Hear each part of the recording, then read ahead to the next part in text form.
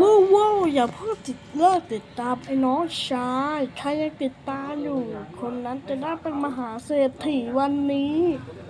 ไม่ใช่พรุ่งนี้เลยนะติดตามอยู่ต้องติดตามนะถ้าไม่ติดตามถ้าไม่ติดตามพี่บอกเลยตายแน่ตายแน่ใครยังไม่ติดตามพี่ตายแน่ตายแน่ตายแน่จะบุกไปถึงบ้านมึง FBI โทรหา FBI แบบ FBI ใครที่มันยังไม่ติดตามอ่ะไปถล่มบ้านมาให้หมด